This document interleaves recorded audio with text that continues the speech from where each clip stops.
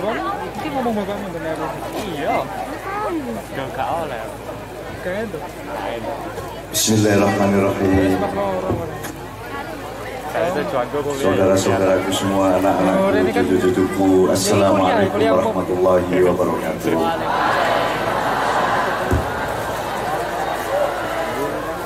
Malam ini kita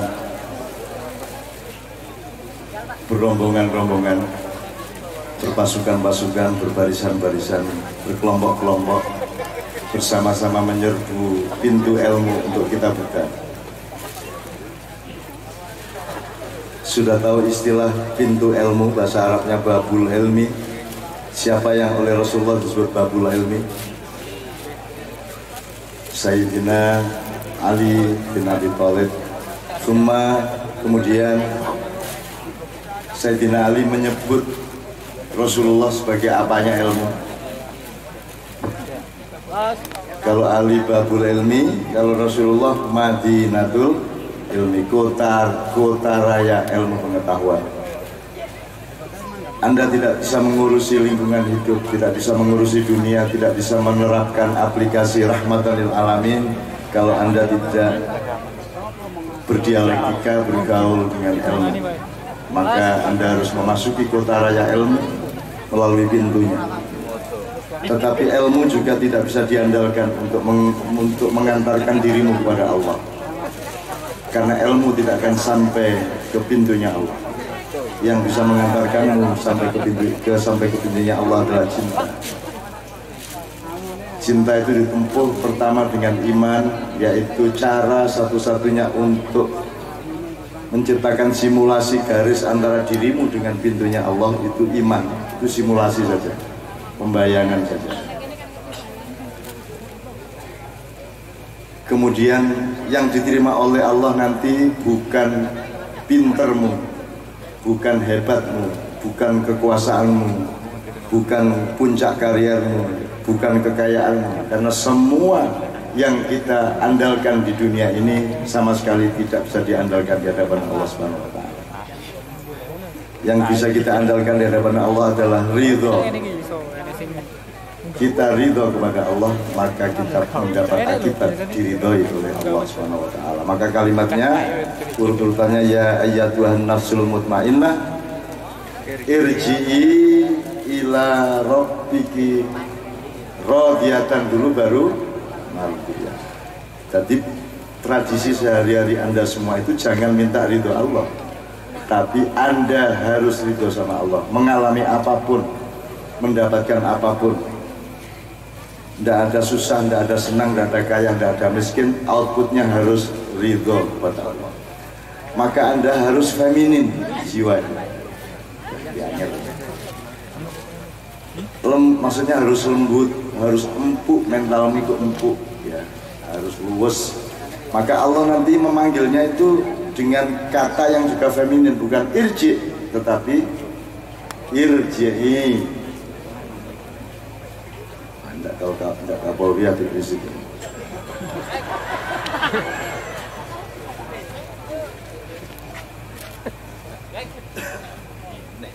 Irji'i ya.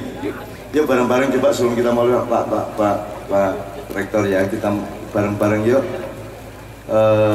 Ujungnya hidup kita nanti untuk ujian yang sekarang ini adalah dipanggil Allah menuju transformasi kehidupan yang nanti kholidina fiha abada. Kita akan hidup kekal selama-lamanya. Meskipun tetap ada ujungnya kekekalan itu, yaitu kehendak Allah itu sendiri. Ya ayyatuhan nafsul mutmainnah irji'i ila rabbiki radiyatan mardiyah fadkhuli fi ibadi wadkhuli jannati. Itu kalimat akan Anda dengar ketika nazar. Ketika Anda samar-samar melihat sosok datang, sosok itu adalah malaikat Israel yang jumlahnya tidak terbatas. Jangan dipikir kalau namanya Israel terus mek siji. Lah pencolotan itu siji. Ya. Ada satu jenis atau kelompok atau spesies malaikat yang namanya Israel, tapi jumlahnya tidak terbatas sesuai dengan keperluan dari Allah SWT. Oke. Jadi sekali lagi saya kembalikan ke Madinatul Ilmi dan Babul Ilmi. Nah, malam hari ini kita keroyok yang namanya Kota Raya Ilmu itu dengan Pak Rektor, dengan para kepala, Bapak Wakil Rektor dan Bapak yang lain, nanti mohon diperkenalkan satu persatu. Terus kita juga punya marja yang lain karena beliau ini semua rujukan. Maksudnya puskesmas rujukannya kemana gitu ya. Ini rujukan ilmu semua beliau.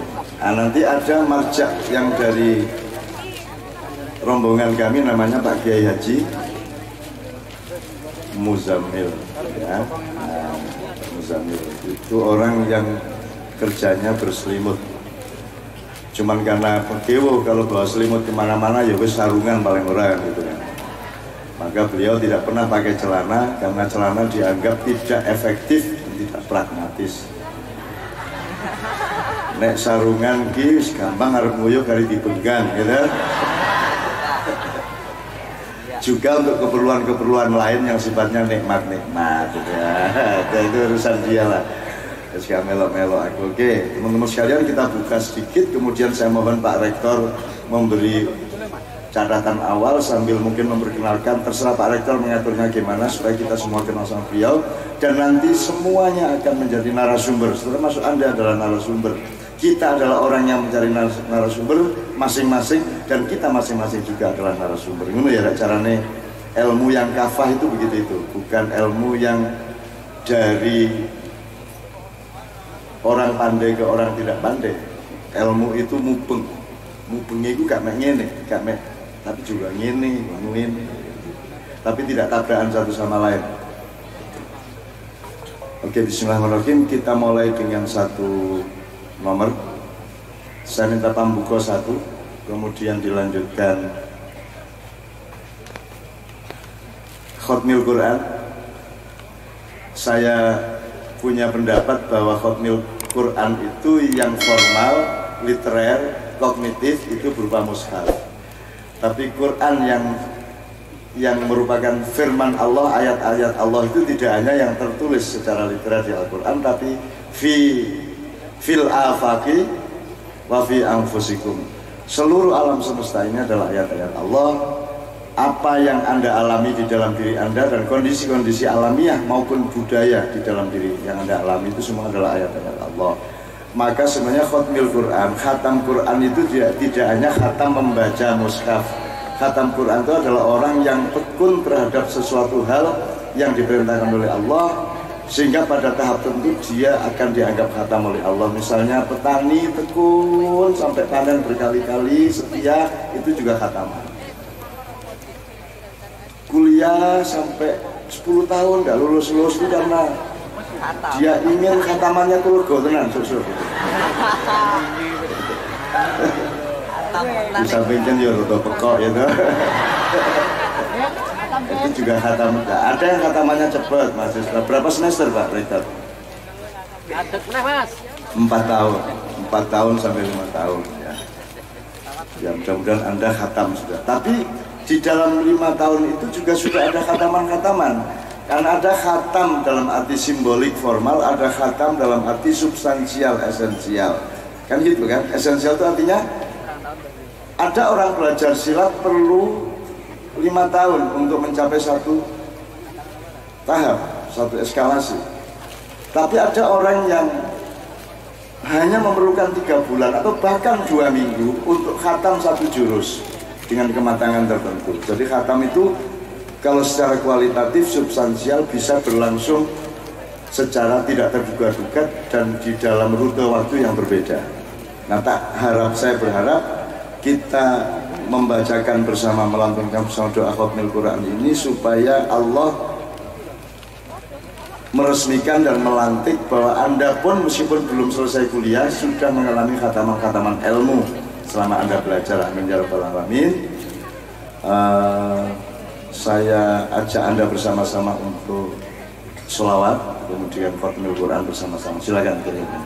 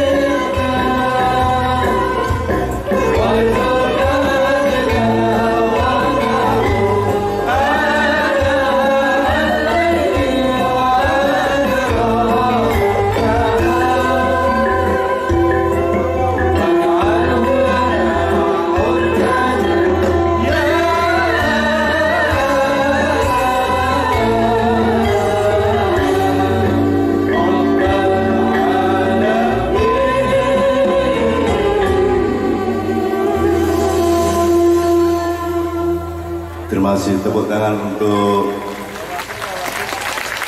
kita semua pada malam hari ini. Pak Rektor, sebentar lagi saya mohon untuk membuka beber kloso ilmu malam hari ini, kemudian memperkenalkan bapak yang lain. Saya mengawali dengan doa gini, muga-muga bengi Gusti Allah ngersake kabeh diparingi ilmu, kemampuan yang membuat anak-anakku semua ini siap menghadapi zaman yang akan berkembang, belum menentu akan bagaimana sampai tahun 2024-25. Syukur nanti ada ekstra ilmu dari Allah supaya sampean paling tidak siap 20 tahun lagi. Berarti kalau ono apa-apa gue wis krungu hal-hal yang membuat Anda lebih bersiap. Nanti baru yang 2040, 2050 nanti persiapannya. Oke, bismillahirrahmanirrahim, kita dengarkan bersama Pak Rektor untuk membuka dan memperkenalkan tamu-tamu kita. Mikrofon sebanyak mungkin ditaruh ke depan. Saya mohon.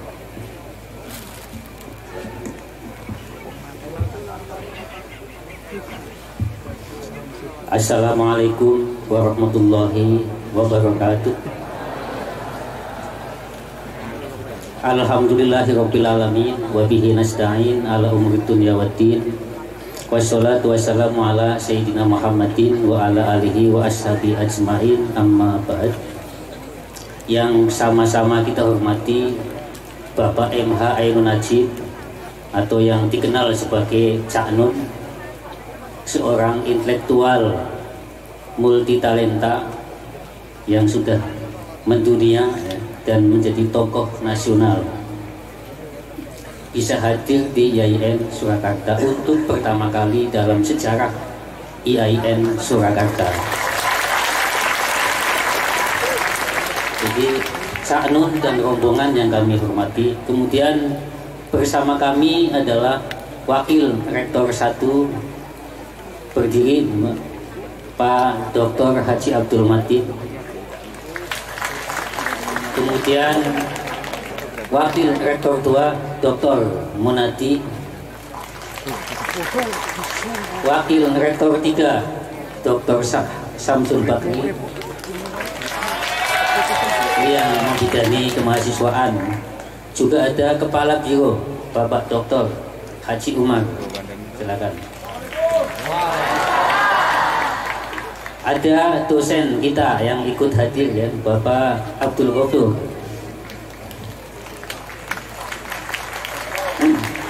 Juga panitia ya, dari unsur mahasiswa ya, ini ketua Dewan Mahasiswa dan mana ya, Pak Ali Muhsin ya, dan teman-temannya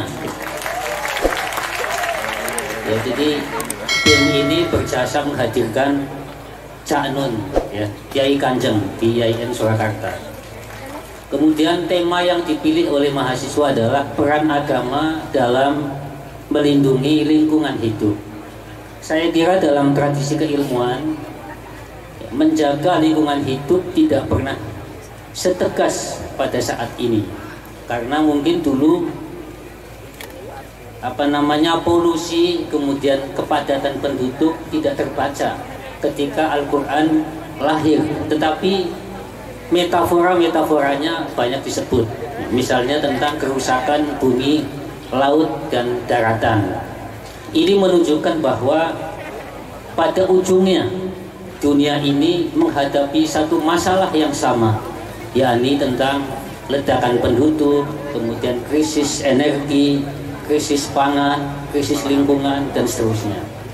Kalau misalnya selama berabad-abad kita, dunia itu dirusak oleh 3 hal, yakni teknologi industri, teknologi transportasi, dan teknologi nuklir, maka masa depan dunia kita sesungguhnya adalah sudah jelas akan mengarah kepada daya tampung, daya dukung yang semakin kurang. Karena itu anjuran untuk menekan jumlah penduduk, menjaga kebersihan, kemudian arif terhadap alam, itu adalah perintah agama. Kenapa? Karena ada kecenderungan bahwa Barat itu mengembangkan ilmu pengetahuan bukan untuk kearifan, tetapi untuk pengendalian sebanyak-banyaknya, memanfaatkan bumi untuk bukan ini kebahagiaan tetapi keserakahan. Nanti mungkin Cak Nun dengan keunikannya dan gaya metamorfosanya yang luar biasa akan melihat bagaimana Freeport, ya, Exxon, Blok Cepu dan seterusnya, kekayaan alam kita habis untuk menopang kehidupan mewah kelompok-kelompok sedikit, ya, yang rakus. Karena itu sebagai manusia wajib menjaga lingkungan. Karena menjaga agama, menjaga jiwa, menjaga akal, menjaga properti, menjaga keturunan akan rusak seketika jika lingkungan kita mencemarkan, airnya tercemar, udaranya tercemar, kemudian membuat ibu-ibu yang hamil melahirkan anak-anak yang cacat akibat polusi. Maka agama dan seterusnya menjadi tidak berfungsi. Karena itulah pada malam hari ini saya mohon Cak Nun dengan kemampuan metamorfosanya yang selama ini dia tulis dapat memberikan kesadaran intelektual dan kearifan kita kepada lingkungan. Jadi sebagai ciptaan, ya, sebagai sesama makhluk itu ada 3 relasi suci antara Allah, ya, sebagai makrokosmos dan bumi dan manusia sebagai mikrokosmos. Jika salah satunya merusak, maka hubungan 3 relasi ini menjadi rusak. Karena itu masa depan kita sesungguhnya ditentukan oleh kearifan kita kepada bumi dan alam semesta. Terima kasih, ya. Nanti Pak Cak Nun akan mengulas ini, ya.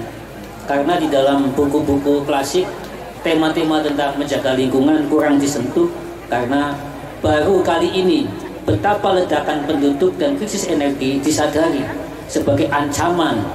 Misalnya kenaikan BBM, ya, itu akan berdampak multi efek, ya, barang-barang menjadi mahal dan seterusnya. Dan bila mana ini habis dan kemudian musim panasnya semakin meninggi dalam 1 abad, maka seluruh es di kutub utara dan selatan akan mencair, kemudian negara-negara pulau akan tenggelam, lalu negara yang kuat mencaplok negara yang lemah, kemudian terjadi kanibalisme. Masa depan kita ditentukan oleh kearifan kita hari ini terhadap alam semesta. Terima kasih. Wassalamualaikum warahmatullahi wabarakatuh.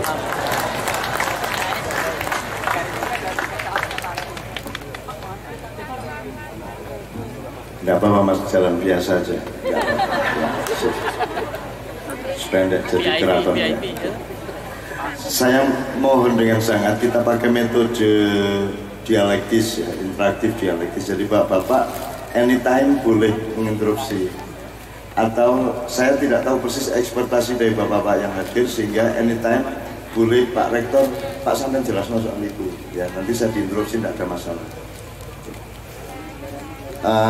Ini metode yang memang kita pakai supaya tidak hanya 2 arah. Kan dulu 1 arah, kemudian yang ideal 2 arah. Sekarang tidak 2 arah, multi arah, tidak apa-apa, lebih bagus. Asal kita punya bekal mencari kebenaran bersama-sama, bukan mempertahankan kebenaran kita masing-masing, kan gitu ya. Yang pertama, mikrofon terus disiapkan di depan, ya. Sampun ya. Oke, bismillah. Ini Pak Rektor luar biasa paparannya, sangat bagus, dan kita harus mengidentifikasi dulu faktor-faktor dari lingkungan masalah yang beliau kemukakan. Nanti kita akan memulai dari, kalau lingkungan hidup itu berarti alam. Alam semesta sangat luas, tapi dalam hal ini kita fokuskan ke bumi. Dan memang kita adalah khalifah yang diamanati dengan teritorial bumi, kan gitu. Nah, nanti Pak Muzamil saya mohon untuk bisa menjelaskan landasan keilmuan bahasanya. Kenapa kok rahmatan lil alamin, kenapa tidak rahmatan lil al? Apa bedanya al-alamin dengan al-alam saja? Kalau tidak bisa, saya kirim ke pesantren lagi. Memang beliau saya pasang seperti itu Pak, supaya karena beliau selalu standby gitu ya. Bisa ngel-ngel sarungan masuk kayak saya jawab.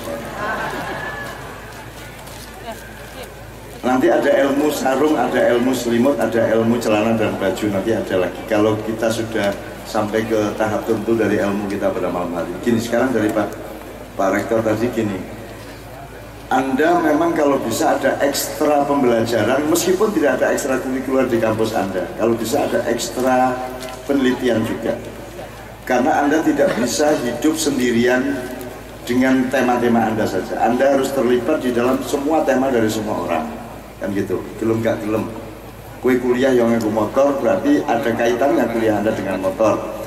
Nek kue wis kuliah nganggo motor berarti ada hubungannya sama asap knalpot, ada hubungannya sama industri motor, ada hubungannya sama regulasi impor misalnya. Itu semua terkait satu sama lain. Jadi tolong pelatihan asosiasi strukturalnya diasah betul. Jadi kalau ngomong kopi kan terus melebar, kalau kopi berarti kafein, kafein berarti asam, misalnya gitu ya. Asam berarti terus nek kalau di sini kopi berarti cocoknya ngerokok gitu kan. Terus rokok berarti asap lagi, asap sampai ke pabrik, sampai ke kebun tembakau, limbah.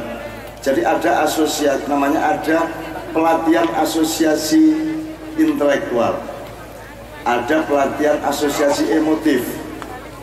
Emotif itu misalnya sesuatu benda atau sesuatu hal, suatu tema itu membawa kita ke satu pembayangan yang sifatnya emosional. Misalnya aku nek ndelok merek iki aku kelingan zaman karo yangku tuku bareng, misalnya gitu kan. Itu namanya asosiasi emotif. Ya, asosiasi emotif. Kalau mendalam asosiasi emosional. Nah, jadi ini thoriqatul ilminya dulu Pak Rektor. Kalau kita mau shortcut, sebenarnya agama manusia di dunia ini kalau berdasarkan perilaku sehari-hari dan keputusan-keputusan hidupnya, itu sebenarnya yang beragama Islam itu di bawah 10%. Anda sendiri itu Islamnya di bawah 10%, saya mungkin juga. Ya. Tapi kebanyakan orang Islam juga Islamnya 10%, karena keputusan-keputusan Anda, sekolah apa tidak, naik motor apa tidak, beli apa, tidak beli apa, itu sebenarnya keputusan-keputusan agama yang lain. Orang Kristen juga begitu, orang Buddha juga begitu. Nah, agama lain itu namanya globalisasi. Jadi agama yang dianut oleh semua orang di dunia sekarang adalah agama globalisasi.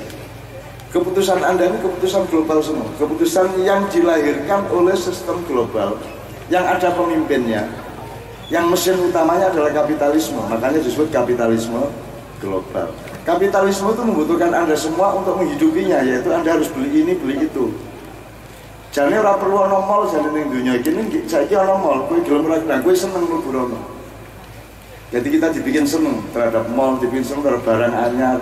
Handphone ora terima, handphone kudu luwih anyar meneh kan begitu. Itu semua kapitalisme global. Rabi ya saiki carane ya cara global. Kan macam-macam Pak, apa namanya, budaya orang kawin macam-macam. Tidak hanya adat, tapi juga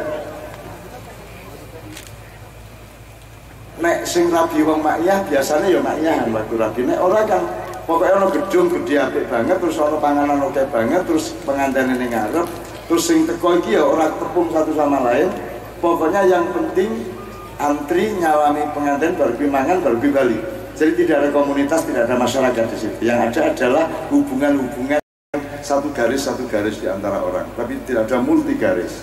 Itu salah satu contoh dari kebudayaan global. Kalau Anda ke warung itu masih belum global, tapi kalau ke restoran sudah global.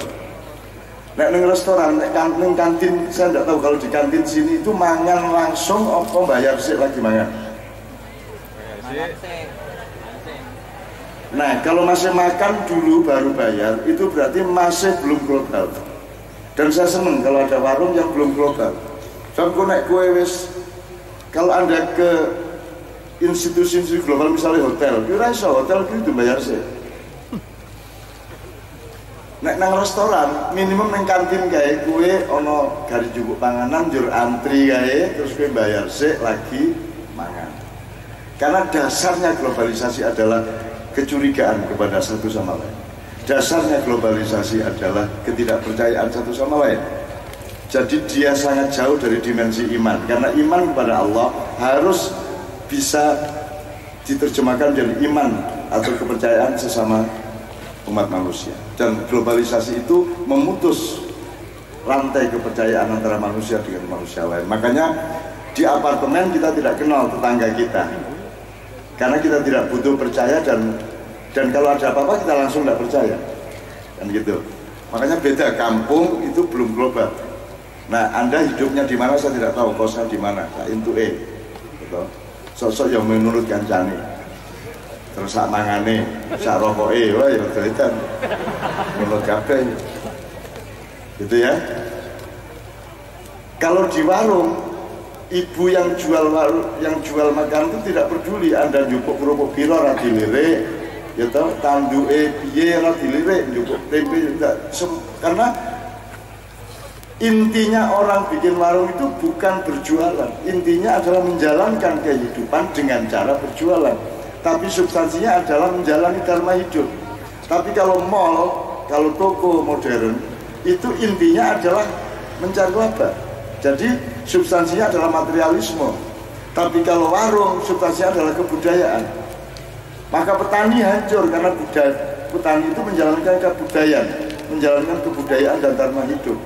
Sementara broker harga beras dan sistem regulasi dari Departemen Pertanian perhitungannya adalah kapitalisme, bukan perhitungan kebudayaan. Makanya di sini disebut, dijuduli budaya lingkungan hidup. Itu sangat menguntungkan untuk pembicaraan kita pada malam hari ini.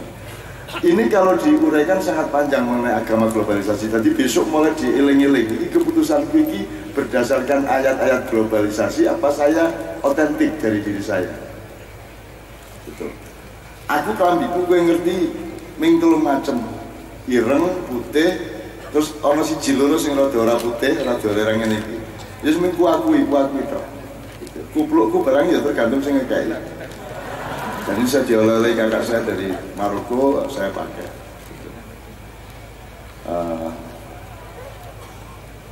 Agama globalisasi ini mohon diamati mulai besok. Saya tidak mengatakan saya anti globalisasi, tapi resikonya kapitalisme global ini adalah merubah negara menjadi tidak lagi negara. Misalnya negara dulu kan dibikin karena untuk memproteksi rakyatnya. Begitu sekarang kita masuk ke perdagangan global, kapitalisme liberal, maka negara tidak berlaku, kudune mageri malah buka.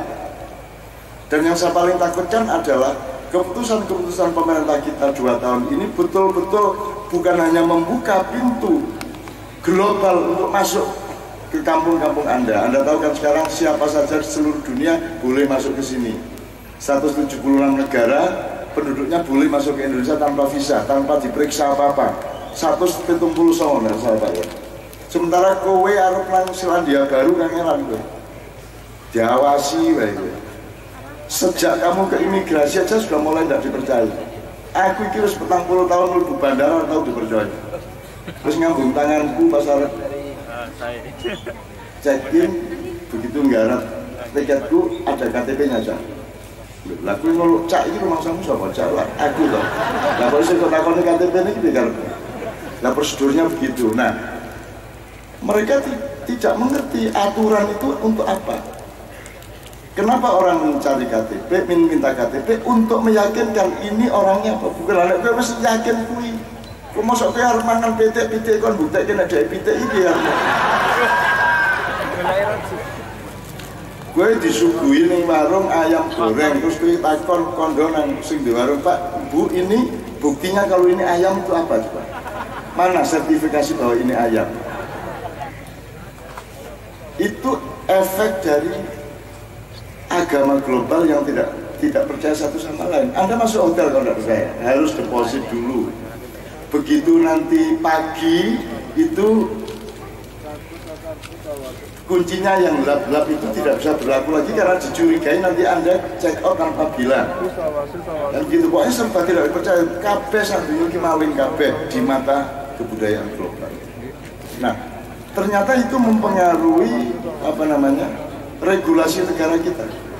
Sekarang siapa saja boleh bikin universitas di Indonesia. Mau orang Jepang, mau orang Amerika, mau orang Israel boleh bikin universitas, bikin restoran, punya tanah di sini boleh. Piye jawab gue? Punya rumah boleh, punya properti apapun boleh, hak milik loh. Berarti kita membuka diri bahwa seluruh Indonesia ini suatu hari akan bukan lagi milik kita. Dan Rasulullah sudah memperingatkan, utlubul ilma walau bisin. Rasulullah tahu bahwa besok-besok penduduk itu yang terbesar jumlahnya adalah Tiongkok. Sekarang sudah 1,2 miliar. Kalau Anda jadi presiden Tiongkok, Perdana Menteri Tiongkok, Anda pasti juga berpikir, kira cukup negaraku tinggal nampung pendudukku. Iki kudu tak sabar nang sak donya. Kabeh presiden sapa wae sing iso tak suntik ben gelem nrimo pendudukku. Lah ngono to? Nah, sekarang yang sudah masuk ke sini sudah jutaan. Sudah mendirikan bendera Cina segala macam, betul nggak? Nah, dan itu Pangap malah ngajak kita Indonesia milikku lah, nek ngono jabutan genderane kuwi. Nek ngono usiran kuwi wong-wong kuwi kan begitu. Malah kita ini bikin OPA kontrak sama Cina, dipersyarati teknologinya harus dari Cina, karyawannya dan kulinya juga harus Cina, dan kita terima. Ini adalah era Kolobendu, di mana Joko Linglung putranya Aji Soko itu akan, Aji Soko ini sanepan, tidak akan saya sebut siapa sebenarnya, itu akan memunculkan yang disebut Petruk Dadi Ratu. Ketika Petruk Dadi Ratu iki pagrit dirobohke kabeh. Sapa wae iso mlebu setan iblis iso mlebu Indonesia dan diresmikan dan direstui, dipermudah. Gitu loh. Kalau rakyatnya sendiri dipersukar, tapi kalau orang lain dipermudah.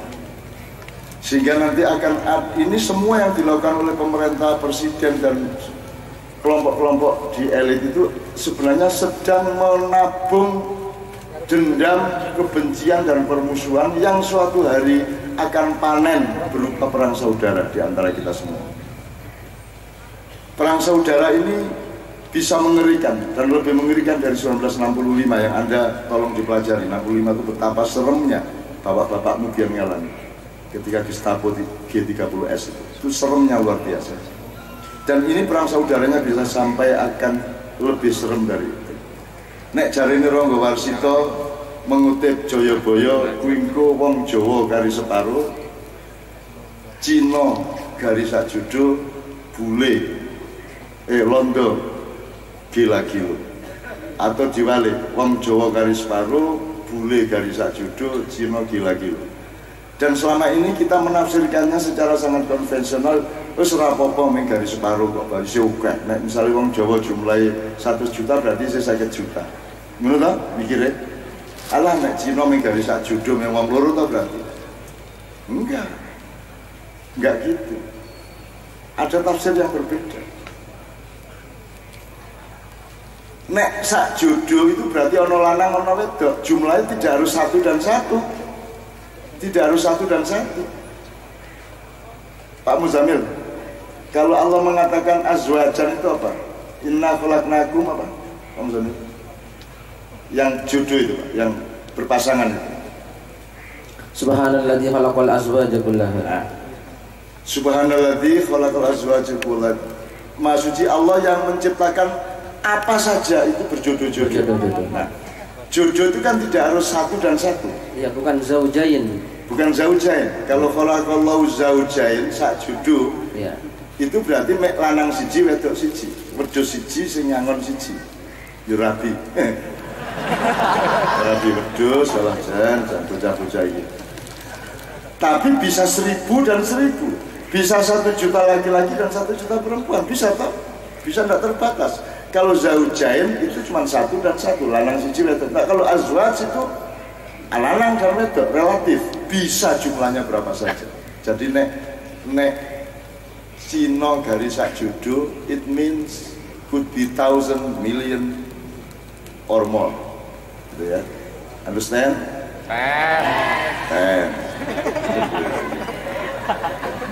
Ya rakyat sampean understand. Asisten Medono. Jadi yang jodoh ini yang punya masa depan, betul nggak? Karena dia bisa beranak pinak. Tapi nek garis separuh berarti orang utuh. Wong Jawa garis separuh berarti nek separuh orang sama anak. Separuh itu bisa beberapa makna. Satu, awak dhuwur tok karo awak ngisor tok. Mana piye? Dhuwur tok karo ngisor tok. Piye to? Ora iso mana to? Utawa wedok tok utawa lanang tok. Lah ya ora iso mana. Mulane njur akhire gelem ora gelem kawin karo Cina, kawin karo Londo. Akhirnya musnah cowok. Ini tafsir yang terbaru. Medeni nek perang saudara tenang, wong lanang oke mati, garis paru artinya garis wong wedok tok. Akhirnya gelem ora gelem dirabi Cina, dirabi Londo. Gitu loh. Ini medeni nek terjadi tenang. Dan ini perang saudara kalau diterus-terusin. Kalau Jakarta ini tidak dewasa menghadapi 2 Desember, 30 November tadi. Untung dari Jogja, dari mana-mana kita masih terus mengontrol. Kita masih menjadi pemadam kebakaran. Saya masih cukup aktif untuk mijeti gulune, sehingga terjadi perdamaian-perdamaian sesaat-sesaat seperti itu. Tapi kok nek kesel ya ben lah kopong ya ben kopong kan gitu. Karena Kiai Kanjeng tahu persis selama kami melakukan perjalanan Jawa Timur, Jawa Tengah ini, saya mengolah itu dari jauh. Saya nggak akan ceritakan, tapi yang harus menjadi hikmah bersama pada kita adalah yang dicemaskan beliau tadi bukan hanya polusi air, tapi polusi mental manusia, polusi intelektual manusia, polusi rohaniah manusia. Itu banyak sekali nanti contoh-contohnya. Wong saiki kalau saya sebut, coba saya sebut satu orang, siapa Mbak? Siap saya tanya ya, yang sampean apa sampean? Mbak yang merah apa yang ungu? Merah ya? Oke, senengannya abang-abang merah. Mbak, syariat Islam itu kasih contoh 3, Pak. Syariat Islam, syariat Allah aja. Contohnya syariat Allah apa? Sholat, terus? Puasa, zakat. Coba ya, coba. Yang laki-laki satu, nek kayak mau apa? Lagi simputin, kayak simputin mas, mas, tolong mikrofon ya mas. Mas. Kalau Anda mendengar kata syariat Allah itu sing dieling-eling apa Mas? Telu wae. Satu, rasa syukur. Rasa syukur atas apa yang diberikan Allah. Itu syariat. Ini panas. Apa yang diciptakan Allah, termasuk tanaman, tumbuhan, manusia, apa yang kita lihat, selalu kita ingat sama Allah. Ya. Jadi syariat Allah itu adalah, kalau ini tadi lingkupnya adalah rukun Islam. Kalau dia sudah alam, ya sudah lebih luas, gitu ya. Jadi lanang, wedok, abang, putih, jadi ada perjodohan pada malam hari ini. Kalau melihat kelengkapannya, melihat kelengkapan ilmunya ya. Iki sing bagian rumah tangga, rukun Islam, iki sing bagian ombo-ombo di luar rumah kan gitu. Itu perjodohan juga ya Bang Jamil ya. Perjodohan juga insya Allah. Terus kalau dadi ora dadi ya sing rundingan dhewe ya.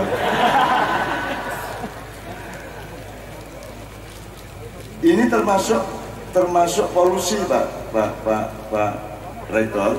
Maksud saya orang dipersempit oleh globalisasi ilmu pengetahuan, dan itu sebenarnya adalah westernisasi ilmu pengetahuan. Di ilmu barat itu agama adalah sesuatu yang terpisah dari yang lainnya, dari negara, dari ilmu sosial, dari apa saja. Agama itu dianggap satu rumah tersendiri.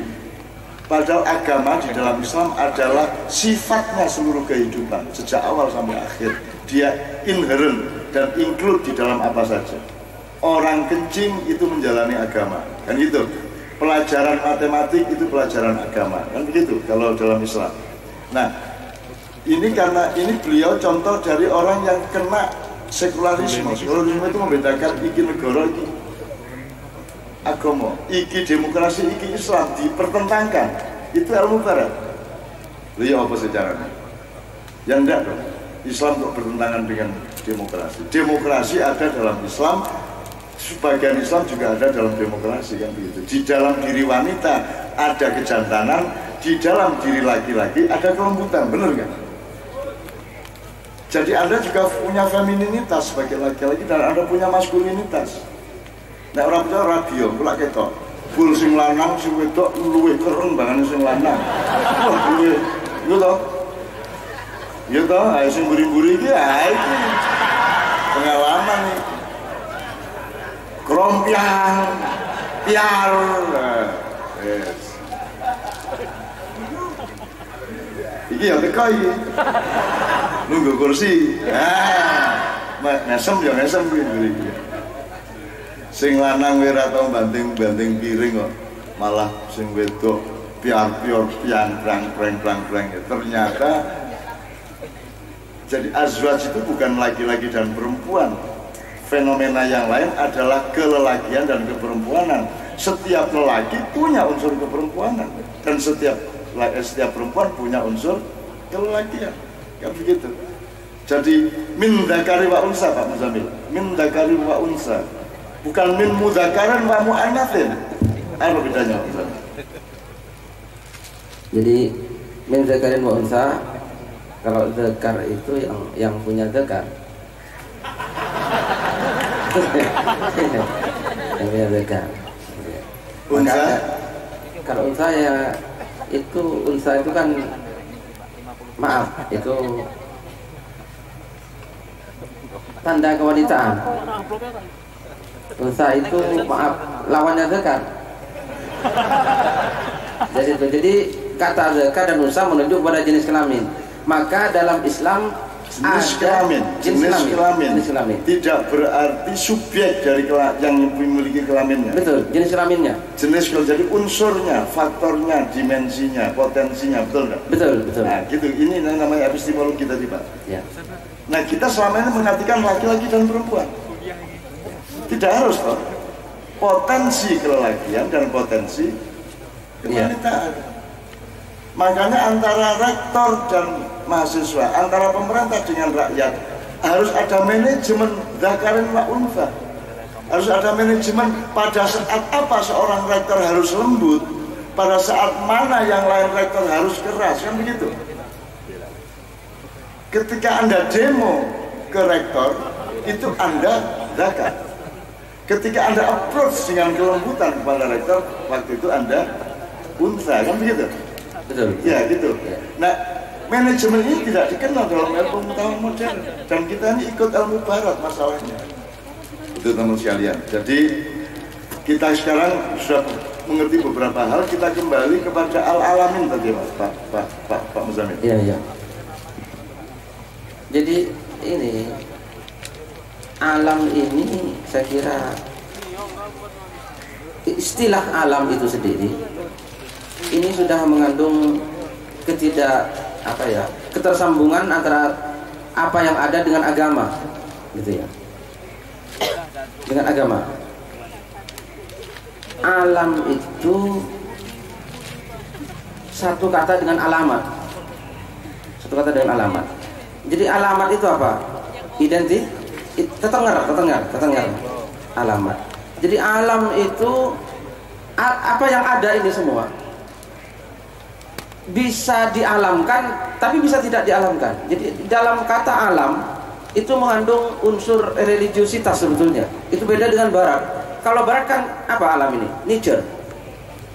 Karena Arab tidak percaya adanya Tuhan sana. Nature itu sesuatu yang ada dengan sendirinya. Sedangkan kita menganggap semua ini adalah alam. Apa alam? Tanda adanya Allah. Nah, semua itu alam. Maka kita harus memperlakukan ini semua ya tidak boleh melanggar yang Allah, gitu ya. Tidak melanggar Allah. Kenapa? Ini kita sebut alam. Al-alam ini itu semuanya. Jadi ini saya kira dalam perkataan alam itu sudah mengandung unsur agama dan religiositas. Beda dengan barat. Kalau barat terus nature. Gitu. Ini paralel dengan kalau Anda mempelajari sosiologi agama, agak serius apa ya? Jadi Islam disebut Islam oleh orientalis dan para ilmuwan barat itu belum 50 tahun. Dulu yang disebut Islam itu tidak ada, yang ada adalah Muhammadanism.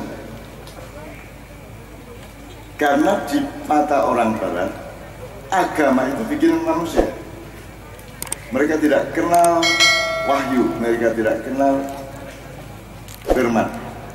Jadi dipikir orang Islam ini pengikut Muhammad dalam arti pengikut ajaran Muhammad, padahal Islam bukan ajaran Muhammad. Islam adalah ajaran Allah yang disampaikan oleh Muhammad. Maka mereka menyebut pengikut Muhammad, Muhammadanis atau Muhammadanism. Sama dengan Kristen, dia pengikut Kristus. Buddha, pengikut Buddha Gautama. Hindu, pengikut dari satu ajaran di daerah Hindustan. Konghucu, pengikut Konghucu. Islam bukan pengikut Muhammad. Dan ini belum lama ilmu ini disadari orang barat. Islam, sunat aja baru belum 30 tahun Pak diakui bahwa sunat itu baik. Kita kan nggak tahu Obama sunat apa tidak.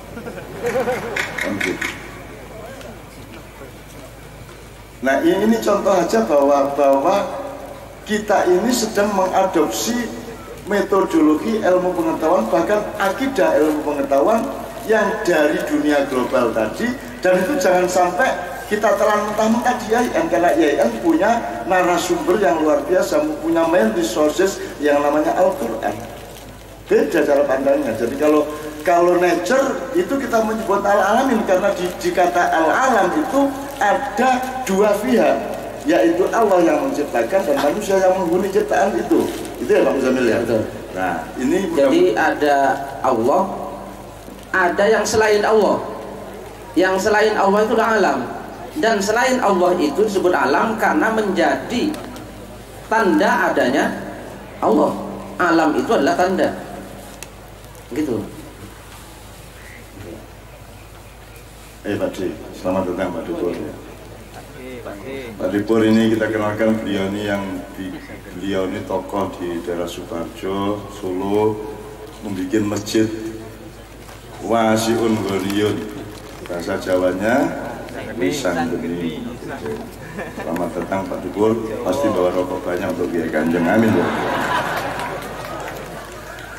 Kita lumayan ini sudah dapat pemahaman mengenai agama globalisasi. Seluruh yang digelisahkan Pak Rektor tadi adalah output dari agama globalisasi itu, gitu ya. Nah, nanti setelah itu kita elaborasi secara lebih detail, tapi tetap dengan mengacu kepada dasar-dasar ilmunya ya Pak Muzamil. Saya tetap akan tanya banyak sekali. Sampai di sini saya mohon kepada Bapak kalau ada respon, tafadhol, sebelum kita lanjutkan. Bapak Wakil-Wakil Rektor, Bapak dosen, kalau ada teman saya dari penyelenggara, kalau ada hal-hal yang ditanyakan sebelum kita lanjutkan. Kalau tidak, kita switch dulu. Dalam Islam itu, di dalam Al-Quran itu ilmu tentang apa saja kan tersedia. Ilmu bagaimana bikin pengajian supaya lama itu kan ada di Quran. Supaya kalau Ma'iyah berapa jam? 5 jam 4. Itu ilmunya apa? Ilmunya apa? Ayat apa? Ayatnya kalau saya cari wis sakarmu, jupun ayat ndi kok tak jelas hubungannya. Kalau saya tutup botol kalau malaikat Jibril cetha hubungannya. Jadi misalnya was-samaa'a rafa'aha wa wada'al mizan. Pak, itu kalau disebut was-sama arafah dan Allah meninggikan langit, itu termasuk bumi enggak Pak Muzamil? Apa bumi direndahkan, langit ditinggikan? Kan kalimatnya was-sama arafah wa wada'al mizan. Was-sama arafah dan langit ditinggikan. Ya. Yang saya bertanyakan, ini kan bedanya ilmu barat sama kita. Menurut sampean, ada langit, ada bumi, ataukah ada alam semesta di mana bumi sama langit itu menjadi satu lingkungan sebenarnya? Betul. Satu lingkungan. Jadi kalau disebut Allah meninggikan langit termasuk bumi, karena bumi ini bagian dari galaksi yang kita sebut langit tadi itu. Betul enggak? Betul. Jadi bumi ini bagian dari langit. Pasangannya langit. Bagian dari. Ya, bagian. Nah, jadi tulang rusuknya. Nek cara lanang wedok tulang rusuknya kan gitu. Ya. Karena jarak kita dari sini ke matahari itu mungkin 1/1000.000 dari jarak antara satu titik bintang dengan titik bintang di sebelahnya. Cuman kita pikir kita ini gede, terus di sana ada lampu-lampu kecil sender-sender kan gitu. Padahal seluruhnya satu al-alamin kan gitu. Nah, wawadoal mizan. Pokoknya kalau Anda di acara seperti ini nomor satu bukan apa yang saya omongkan. Yang nomor satu adalah Anda diam-diam, Anda tidak sadar, Anda sedang berlatih keseimbangan. Ini Anda tidak sadari, tapi Anda akan jadi jagoan keseimbangan. Uripmu luwih seimbang, karena terbiasa seimbang di sini. Orang ngarani orang miring rono seimbang, mikirnya seimbang, mentalnya seimbang, hatinya seimbang. Bahkan muatan-muatan di dalam acara seperti ini selalu seimbang. Ojo mikir tok nanti berlebihan, ini ojo guyon tok nanti berlebihan. Kabeh itu seimbang satu sama lain. Itu juga ilmu kesehatan toh Pak. Ilmu kesehatan kuncinya keseimbangan. Sayur ini baik, ning ojo njur mangan sayur tok. Gitu betul. Lu ndak dadi doni Kiai Kanjeng. Yo akhirnya saya ora iso teko mergo diet bertahun-tahun ora mangan sego karena pikirannya sayur ki apik. Akhirnya mangani sayur tok, akhirnya serat tok isine. Ginjale ora kuat.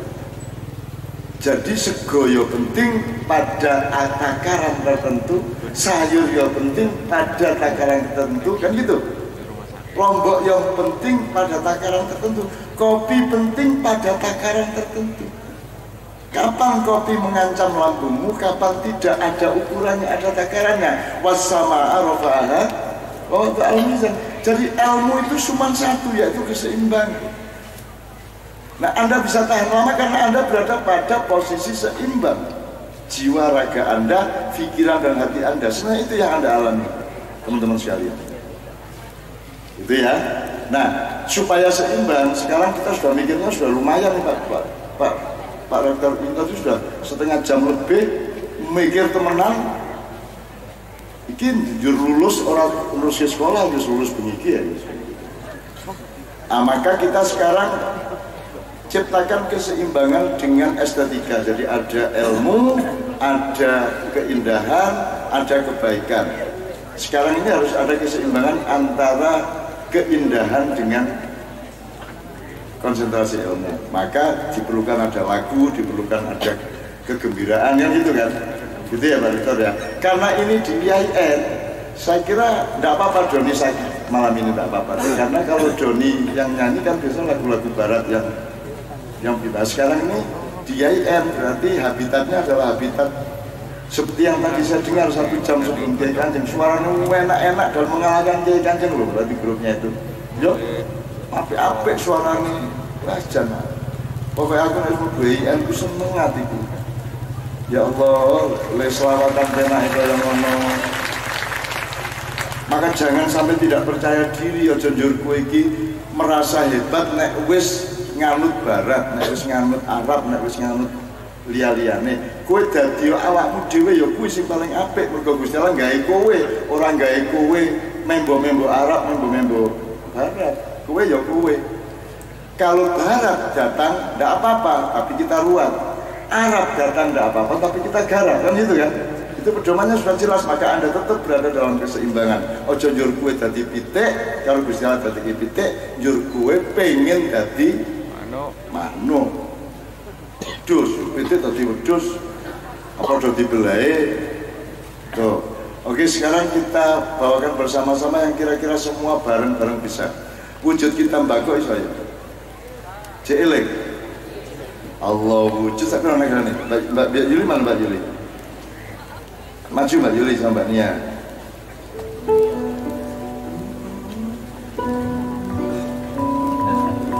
Allah wujud. Ya, oke. Bareng-bareng ya Pak. Coba bareng-bareng dulu baru pakai musik. Mbak Yuli, Mbak Nia, ayo. Allah wujud kita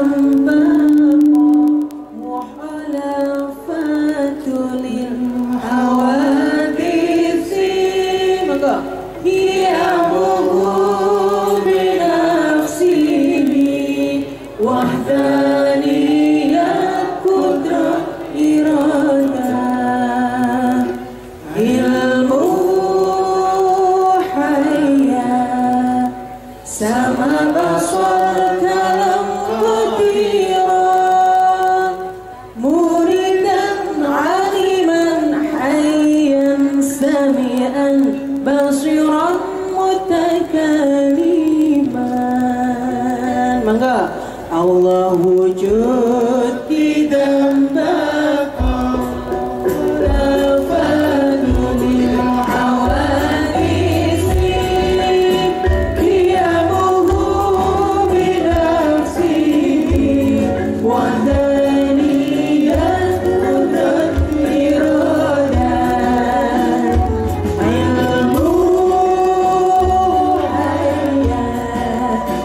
sama bersurga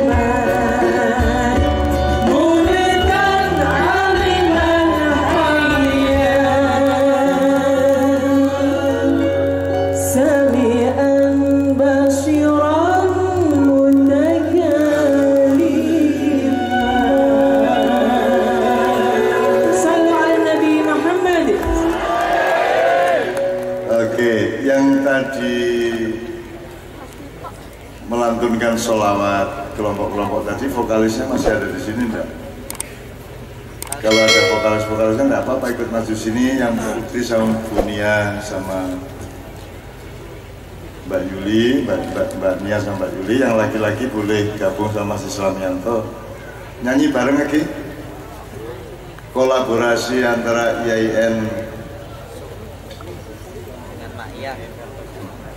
IAIN Surakarta dengan Universitas Kiai Kanjeng, vokalisnya. Mana tadi vokalisnya? Ayo maju. Ayo bareng-bareng ini. Ayo ngadek nih gini.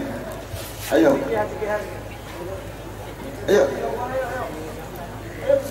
Yang tadi.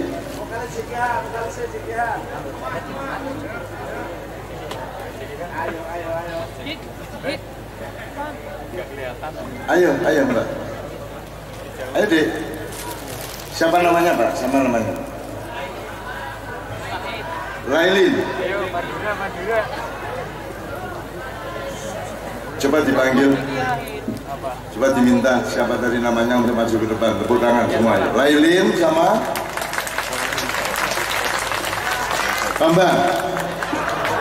Bambang Tri, ayo maju. Ayo Mbak, ayo Dek, ayo. Apa? Udah? Ayo Kang maju Kang. Oh ya Allah, terus nganggu irung-irung terus nganggu keliling dia kan di sesama. Kita ngalah enggak apa-apa ya, agak ngumpet sini supaya Bapak di depan aja sini. Di depan, iya rapopo. Di depan sini, mikrofonnya masih ada wireless Mbak, ayo. Sini Mbak Yuli. Satu nomor lagi bareng-bareng kolaborasi. Sama masnya ada, masnya. Belum? Bang, ayo Bang. Ayo Mbak, sini Mbak, maju cepat ke tengah sini. Supaya jadi fokus, orang apa-apa. Nah, gini Bang. Ayo maju ke ayo. Islami sini, semua vokalis berada di depan. Saya Pak Rektor dan orang-orang tua tidak ada masalah. Ayo gini. Berapa? Ayo. Ya, oke, sip. Mbak, agak ke tengah aja. Apa-apa. Orang. Ayo cepat bismillah. Ayo Mbak Yuli, Mbak Nia, ayo. Orang masalah. Iki kok yang dilalah anu ya. Allah itu menciptakan komposisi kok ya aneh. Sing wedok kok cedak lanang-lanang, sing lanang cedak lanang-lanang juga. Kira-kira apa yang kira-kira bisa dilantunkan bersama? Ayo Bang. Bang, pegang mikrofonnya Bang.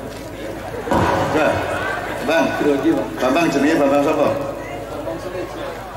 Mikrofonnya tinggal dicedake. Bambang Sutejo. Apa nih Garut Kaca? Sutejo. Bang, kira-kira soal apa Mas Islam?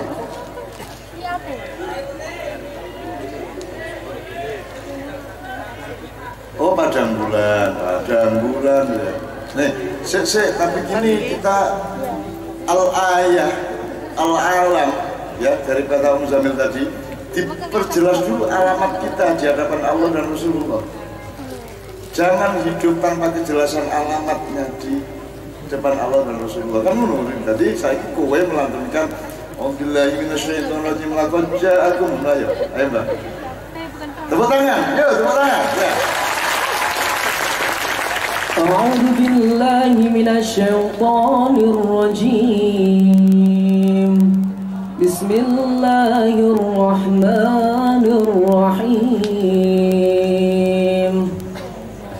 Laqad ja'akum rasulun min anfusikum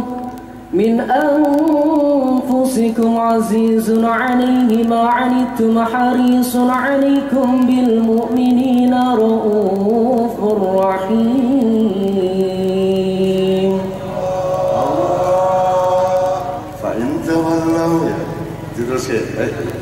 Inna Allaha wa malaikatahu yusalluna 'alan nabi. Ya ayyuhalladzina amanu sallu 'alaihi wa sallimu taslima. Allah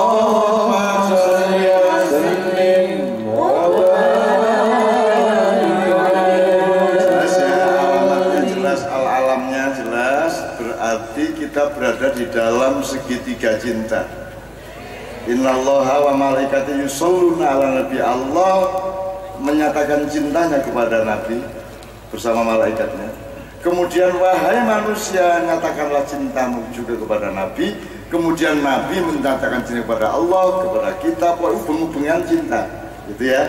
Sudah jelas karena Bambanglah kita menjadi berada dalam segitiga cinta yang luar biasa.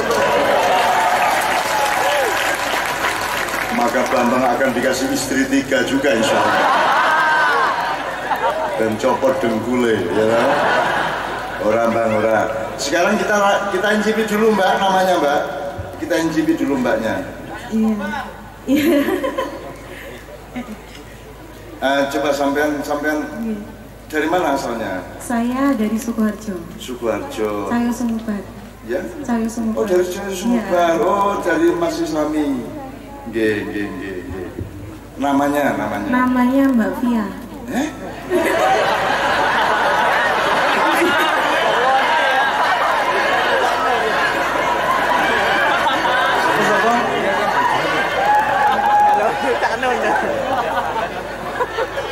Oke. Di kampungnya, di tempat tinggalnya itu masih ada tradisi sholawat, tiba, tahlil, masih ada? Masih. Oke. Kalau yang untuk putri-putri, ibu-ibu biasanya kan tibaan. Nah, coba kasih contoh satu aja tibaan di kampung. Sekilas saja. Apa wis?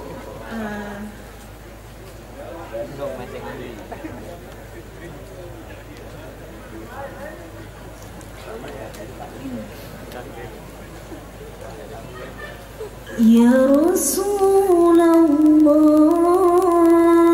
salamun alaik. Ya Rafi'a sya'ni wa daraji, atfatay yaji, ratal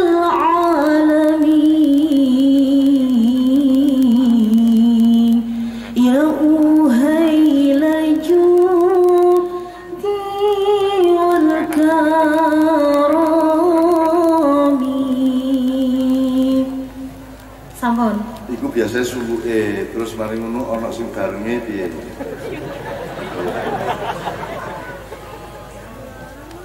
Piye? Berarti sing bareng-bareng kan? Kayak ngelamar gue kayak. Lamaran dari jauh, ayo.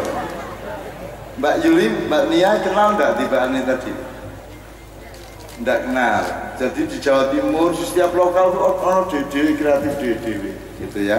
Biasanya kalau tiba itu syairnya dari Al-Barjanji, kemudian lagunya itu yang populer ketika itu apa gitu ya. Habis ini coba Mbak, habis jangan padang bulan ya. Padang bulan kan tujuh selawat, padang bulan kan setengah tembang gitu. Terus kira apa padang bulan kan ya. Mbok saya minta yang hijrah ya. Saya minta yang hijrah. Mesti aku langsung iso ngene, nadane sak pira?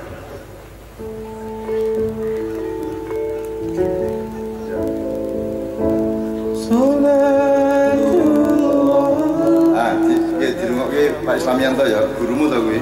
Ya, iki gurumu dirungokke ya. Semua bareng-bareng yo. Salatullah salamullah ala Toha Rasulillah.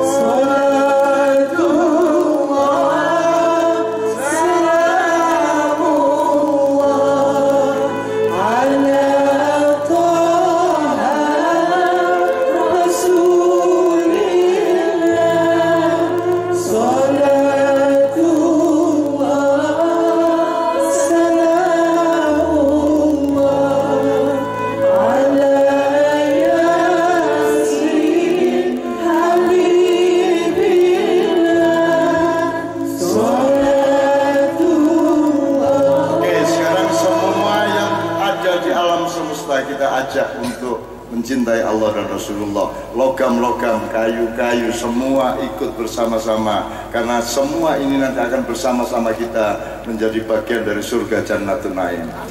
Berarti musik ini semua halal dan bahkan sunnah dan bahkan baik kalau kita angkut di dalam cinta kita kepada Allah dan Rasulullah SAW. Yuk.